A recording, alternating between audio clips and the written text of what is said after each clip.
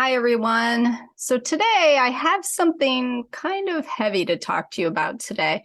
Today we're going to highlight 5 negative beliefs that can create anxiety in your life.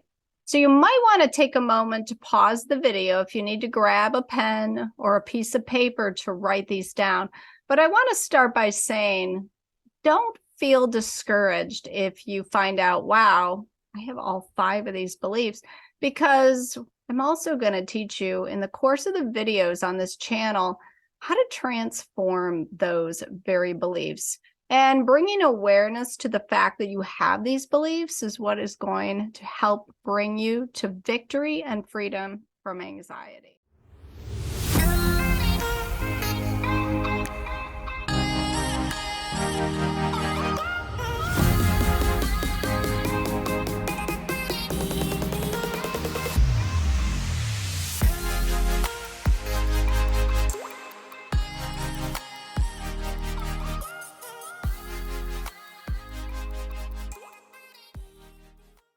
So one of my favorite things to do is to watch a toddler play.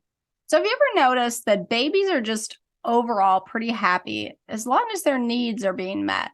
And if their needs are not being met, then of course they're going to let you know.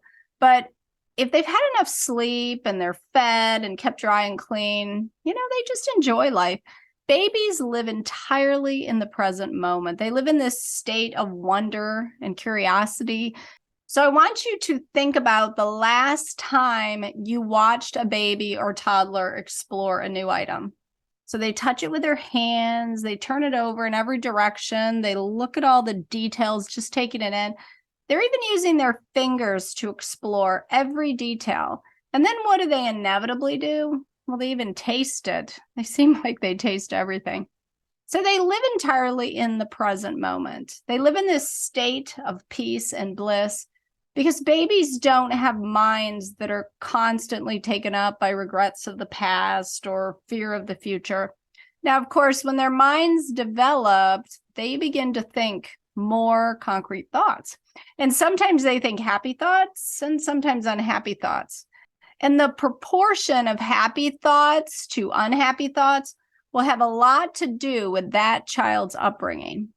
So a child growing up in a happy, stress-free home is going to have a lot more happy thoughts about herself than a child who grows up with drug-addicted parents. A child who enjoys going to school and has a positive experience is going to have a lot more positive beliefs about himself than a child who gets bullied with regularity. So the thoughts that we think are directly related to what is programmed into our minds. These thoughts come from beliefs that we adopt as we attempt to make sense out of our world and understand our relationship to this world. Now, as I've talked about before in my other videos, anxious people think differently than happy people. So I'd like to dive just a bit deeper into that today. I want to talk about 5 beliefs that will create anxious thoughts. I would like to highlight is a common belief that lies at the root of most of the other beliefs that create anxiety in the mind. And that belief is, I am not enough. The belief that you are not enough will affect every single area of your life. Now, I'm going to give you just a few examples. So if you believe that you are not smart enough, you might not choose that career that you've always dreamed of. If you believe you're not good looking enough, you just might not pursue that relationship that could be just right for you. If you believe you're not strong enough, you're going to shrink back from challenges, avoid hurdles, and you're going to cower in the face of obstacles. If you believe you're not worthy enough, you just might give up because you've decided that you don't deserve the happiness that other people have. So if you struggle with the belief that you are not enough, there's something I want you to do for me today. I want you to find a picture of yourself when you were between the ages of 6 months old and 6 years old.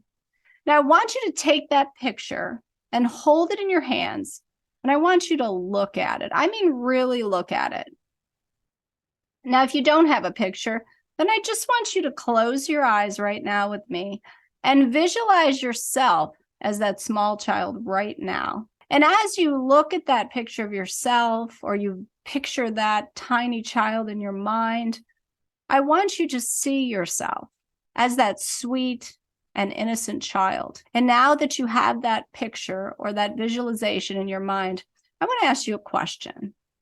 Now, would you ever tell that child that you're looking at right now that he or she is not enough? Of course you wouldn't, because it's not true. And so where did this belief come from? It was not a belief that you were born with. It was programmed into your mind by events and circumstances from your past. But here's the good news. What is programmed in can always be programmed out. Now, the second belief that I would like to bring your attention to is the belief, I am different.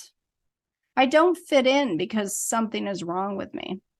Now, if you struggle with this belief, I want to challenge you to do another exercise with me. I want you to take a minute to just close your eyes.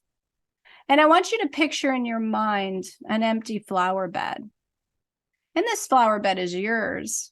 You could imagine all the different ways that you could design that flower bed to make it truly beautiful. Now, let's imagine that you're going to go to the garden supply store and you're going to purchase the plants and flowers for the sake of making this garden bed something very creative and beautiful. But then you arrive at the garden store, and to your dismay, you discover they actually only sell one type of flower, red geraniums. That's right. That is all they sell. That is all you see, just row after row of red geraniums. Now, I'm going to take a guess that you would probably not be happy with that selection, because you understand that planting your entire garden with just that single flower won't make it look very beautiful. Not at all. It's the diversity of different plants of all different shapes and sizes and colors that make your garden beautiful. And so it is with the garden of the world. You see, you're not supposed to be like everyone else. You're not supposed to look like everyone else. What makes the world a beautiful place is the wonderful diversity that we have on this planet. People come in all different sizes, shapes, colors, and that is what makes the garden of this world beautiful. The world is filled with different lifestyles and cultures, and that brings a unique beauty to this earth. And now, so it is with you. You are your own unique and beautiful flower in the garden of this world. So the next time you go to the store, I want you to purchase for yourself a mixed bouquet of flowers. I want you to put it on your table. And every time that you look at it for the rest of the week, I want you to remember something. That bouquet is beautiful because of the way it's arranged with all these different flowers, these different colors, shapes, sizes. They're not all the same. Let it be a reminder to you that it's okay for you to be different. So now let's move on to the next belief.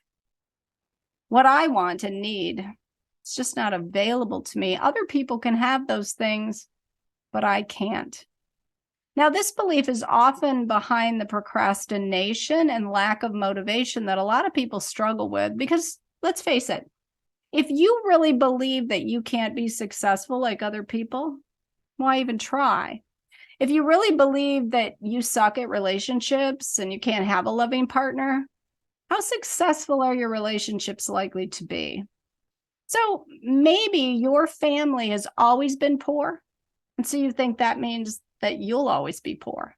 Maybe you've never had the kind of friend that you actually trusted enough to share your vulnerabilities with, to share your heart with. And now you believe, well, that's the way it's just always going to be. But this belief is just simply not true. If you think about it, history is full of stories of poor people who have gotten rich, abused people who have found love, lonely people who have found a tribe of loyal friends. Now, Oprah Winfrey is an excellent example of a woman rising above disadvantages and poverty. David Goggins is another excellent example of how successful someone can actually become after years and years of trauma and abuse. And then my favorite, personally, Harriet Beecher Stowe. She lived in an era where women had very few rights, and yet she wrote a novel that changed the course of history. I encourage you to read their stories and fill your mind with inspiration. And now for anxiety-causing belief number 4. The world is a bad place, filled with bad people. Now, this belief is becoming more and more prevalent lately. And I believe the driving force behind this is the discouragement many of us feel after being exposed to endless streams of negative media, both on the television and in social media. But we need to remember that on television, the success of a media station has to do with how many viewers they get. And it's the same with social media. They get more viewers by reporting and highlighting sensational news. People seem to like to be shocked, horrified, upset. Well, that's kind of why you pick movies with a lot of action and adrenaline, isn't it? Now, imagine if you turned on your television or you opened up your social media and you just got to watch or see the day-to-day lives of all the good people on the earth. You could take a sneak peek into the life of, say, that mother lovingly bathing her child in the river near her African village, or that single father who helps feed the homeless at the local shelter with his children because he wants to teach them compassion, or maybe that teenage boy who set aside his video games over the weekend so he can mow his elderly neighbor's lawn. So those are everyday stories that are not considered newsworthy, but in reality, they actually represent most of what goes on a day-to-day basis in the world. Just ordinary people living ordinary, good lives. So if you're becoming discouraged and you're starting to believe that most people in the world are bad, you're likely spending too much time exposing yourself to the media and not enough time actually exposing yourself to all the good people in your community. So I encourage you to take a break. Just go out in your community and watch people go about their day-to-day lives and maybe find a way that you can bring a smile or perform an act of kindness that will brighten just one person's day. So focus on being a part of the solution. And that's the key to changing this world, one person at a time. And now, finally, we come to belief number 5. This is the most insidious and damaging belief you can possibly hold. So I really want you to pay attention to this one. And that is the negative belief that I am hopelessly defective.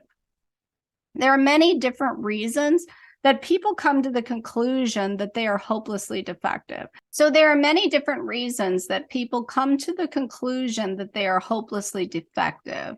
For some people, they've experienced so much childhood trauma that they begin to take on that trauma as their entire identity. They begin to develop a trauma identity, and this begins to color every aspect of their life. Now, unfortunately, there are still some therapists out there that will tell people that because of their childhood trauma, their mental health situation is chronic.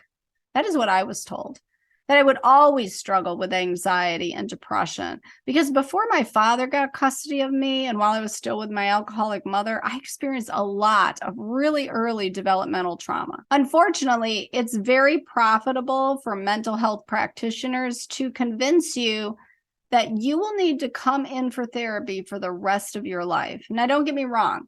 There's a lot of good therapists out there that really help people, but I can't tell you how many times clients have come into my office and told me that they were told that they would struggle for the rest of their lives. But if you watch some of my other videos, you'll understand that no matter how complex your problems seem, you actually only have one problem: your thoughts. And those thoughts are generated from subconscious beliefs. And it is entirely possible for you to shift those subconscious beliefs and get complete victory from anxiety and depression. So another reason that people develop the erroneous belief that they are hopelessly defective is because they falsely believe that they are doomed genetically. So my mom was an addict, so then I'll be an addict, right? My father and my grandfather both had anxiety, so obviously it runs in my family. I have a chemical imbalance, so that means I'm always going to struggle. So, is it true that there are such things as genetic predispositions? Yes.